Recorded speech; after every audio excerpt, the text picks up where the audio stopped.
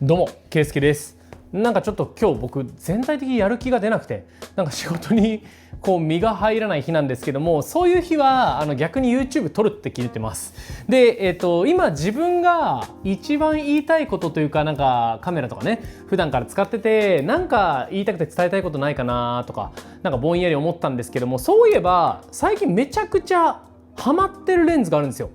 で、僕本当にいろんなカメラ、本当にいろんなレンズ、小型カメラからでっかい一眼みたいなカメラから、YouTube とか見てもらうと分かる通りマジで使ってきてるんですよ。でその中でなんだかんだ今使ってるレンズっていうのがもう1本一番使用頻度の高いやつがあって、それがですね、こちらまさかのマニュアルフォーカスのレンズなんですけど、ライカ R ズミクロン、これね僕ずっと使ってます。ちょっとねもう撮った作例を見てもらいながら話を聞いてほしいんですけども、このレンズがね今やっぱ僕にはぴったりで、なんかみんなにぴったりっていうわけではないんですけども、すごく僕の今の状況だったりとか、こういう作風撮りたいんだよなっていうのにフィットしてるんですよね。で今日はちょっとねカメラ図鑑的な感じなんですけど、語らせてほしい。このレンズどういうレンズで何が僕に刺さってるのか、今日はラジオみたいな感覚で最後まで聞いてくれると嬉しいなと思います。早速行ってみましょう。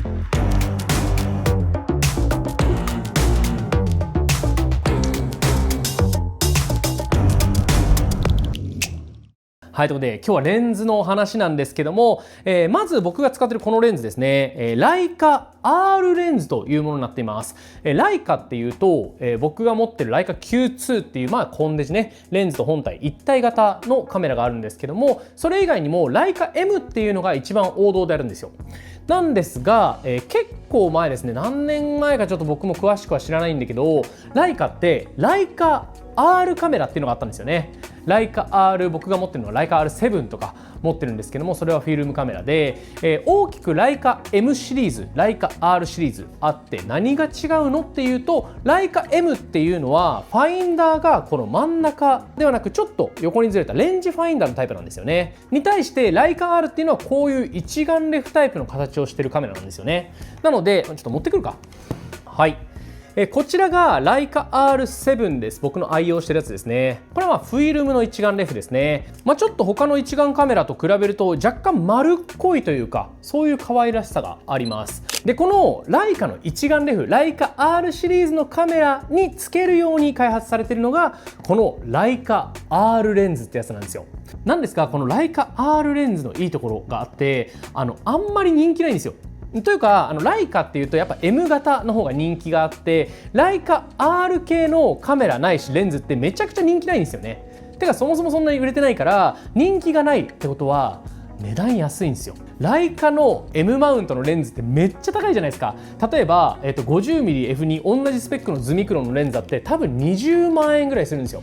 なんだけどこれ、ちょっとね今もしかしたら若干値上がりしてるかもしれないんだけども、僕が買った時は確か5万とかもうちょい安かったかな、3万とかで買ったかな。でも5、6万だったと思います。そのぐらいでこのレンズ買えちゃうの。ライカのレンズなのにちょっと安く買えちゃうっていうのがこのねライカ R マウントのいいところで、もう一ついいところがあって、これライカ R マウント用のレンズってことは一眼レフ用のレンズなんですよね。に対してさっき言ったと思うんですけど、ライカの M マウントっていうのはレンジファインダータイプでありますよという話したじゃないですか。でこれ構造上の話なんですけども、ライカ M シリーズのレンズって M マウントのレンジファインダーに合うように設計されてるから、レンジファインダーの構造上近くのものはピントが合わないんですよ。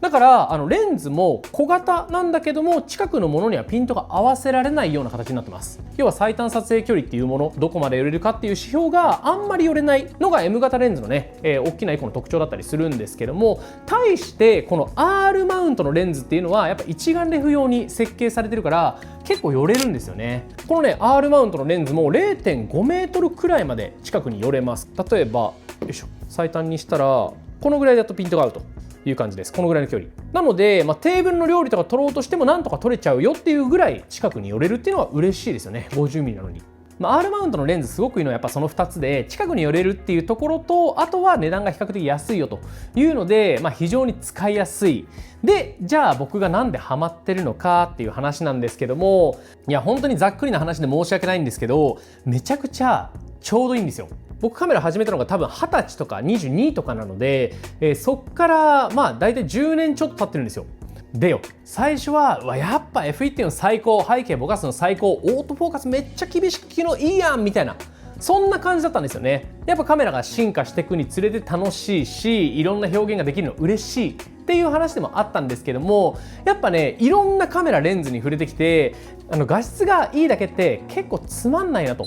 思い始めちゃったんですよね。もちろん必要なシーンあります。例えば友達の結婚式行くとか、なんか大事な仕事のシーンとか、そういうシーンではこういうレンズね、わざわざ持ってかないとは思うんですけども、いやそうじゃなくて、じゃあプライベートちょっと日常で撮影しますっていう風になった時に、やっぱこのレンズの方が楽しいんですよ。で、楽しさのポイントなんですけど、まずマニュアルフォーカスね。オートフォーカス一切できないですと。で、オートフォーカス一切できないってことは、これ不便になると思いがちなんですけど、ある程度慣れてくると表現の幅が1個広がるになるんですよ。オートフォーカスって確かにこの世めちゃくちゃ便利なんですよね。オートフォーカスめっちゃ便利なんですけども、全部にピントが合っちゃいます。例えば人にカメラを向けたら絶対人にピントが合っちゃう。だけどこのレンズ、マニュアルフォーカスのレンズで撮った時はピントが絶対ちゃんと合うわけじゃないんですよね。やっぱりちょっと前後にずれる。そのズレだったりとか、今の瞬間撮りたいでシャッターを押してしまった、その時にピントが合ってない、そういうなんか揺らぎみたいなのがすごくなんか自分のこう撮りたいものとマッチしてて、いやその要はピントのズレまでを表現の幅に込められるっていうのがまず一個自分に合ってるなと思っています。でもう一つはあんまり画質が良すぎないっていうところもすごくいいなと思っていて、やっぱ現代のレンズ、新しいレンズどんどん使っていて、例えばソニーだったら G マスターレンズ、あれも楽しいんだけどね、あれはあれで別の楽しさがあるんだけど、ああいうの使ってるともう綺麗に撮れるのがむしろ当たり前すぎて、なんかどれ撮っても素直に綺麗に撮れちゃうみたいな感じに思えるんですよ。でそれがもちろんいいんだけど、いやそうじゃなくて、なんかレンズ独特の柔らかさとか、このレンズだったら例えばね F2 ぐらいまで行くんですけども、2から 2.8 の間ってちょっとぼやけるというか滲むんですよ。ちょっとピント面がやや甘くなる、滲むっていうのが少し光の拡散にもなんかつながってて、独特な湿度をまとった空気っていうのを出してくるんですよね。それがね本当になんか楽しいんですよね。やっぱいろんなカメラレンズ使ってるけど、なんか撮ってて楽しいなっていう感じ、感じを今僕が得られるのはこのレンズだと思ってます。でジャンル的にはオールドレンズ、今現行では発売してないレンズなので中古でしか出回ってないレンズにはなるんですけども、やっぱりそれなりのフレアとか逆光で撮影した時のちょっとしたこうコントラストの低下みたいなのも見れて、そういうのもやっぱ楽しいじゃん。なんかね、僕だとこうレンズたくさん持ってて、どのレンズ撮っても逆光でもめっちゃ綺麗に撮れるだったらやっぱつまんないわけですよ。いやそうじゃなくて、なんかトレーディングカードが使っても、こいつ出したらこんな効果ある、こいつ出したらこんな効果ある、一枚一枚違うから面白いじゃん。ポケモンカードでさ、全員ピカチュウだったらつまんないじゃん。そうじゃなくてピカチュウとかリザードンとか、いやなんならこう不思議花とか出したけど、リザードン弱点でやられるみたいな感じになるのが面白いわけでさ、ね、そういう面白さっていうのがやっぱ今新しいレンズにはちょっと少なくなってきていて、でやっぱその辺も感じられる、その要はオリジナリティ、個性、特性みたいなのが感じられるのはすごくね、このレンズ楽しいです。ケイスケの動画で僕は普段使う時なんですけども、最近はね結構このルミックスのカメラ使ってます。ルミックスの S1R2 を使ってて、でなんでこれ使ってるかっていうと、やっぱリアルタイムラット、自分のオリジナルのラット、色味っていうのをカメラの中にインストールして、それで撮影できるからなんですよね。なのでここで見た状態でめちゃくちゃいい色、すぐに友達にシェアする時にもその色でシェアできるというのが楽だし、日常スナップ撮っててあんまり編集したいけどしたくないじゃん。するんだけどね、するんだけどやっぱここで見えてる絵が綺麗な方が楽しいので、このルミックスで撮ることが多いです。でですね、このレンズ使う時だけはオートはもう使わないです。もちろん普段のカメラでもオート最近ね、使わなくなってきてフルマニュアルで使うことも多いんですけども、このレンズと組み合わせる時は僕はですね、だいたい ISO、日中明るすぎる時は ISO80 とか100とかで固定してるんですが、それ以外の時はもう ISO400 で固定してます。暗いシーンでも。で暗いシーンになった時はもうそのままシャッタースピードガーって下げて、ちょっとブレるかもしんないなぐらいで撮影してます。なんか僕最近フィルムカメラとか使うんですけど、フィルムカメラって1回フィルム入れると、要はそのフィルムに記録された ISO 感度でしか撮れないんですよ。要は36枚撮りの ISO400 のフィルムを入れたらさ、その36枚撮り終わるまでは ISO400 から動かせないんですよね。そういうやっぱ制限があるから撮れる写真みたいなの僕はあると思ってるんですよね。そう思っているので、僕は常に ISO を、日中でもだいたい400個で、明るすぎるシーンだけちょっと下げるみたいな形で使って、あとは F 値とシャッタースピードだけ調整して撮影すると。しかも今ねちょっとグリッドライン引いちゃってるんですけども、なるべくグリッドラインも消して、で水準器とかも普段の撮影の時は入れてるけど、このレンズ使う時は入れないように撮影してます。こうやって覗いた時になるべくこの画面で余計な情報が入らないように、例えば水準器とか出てると、うわ今水平取れてないなとか感じちゃうんですよ。そういう感じるのもなく、ただただこの見てる絵に集中できるように、できる限り情報を少なくして撮影するようにしてます。ケイスケの動画。はい、というですね、僕のめちゃくちゃ推しレンズの話をもうずっと雑談みたいに語ってしまいました。一番本当にハマってて、今一番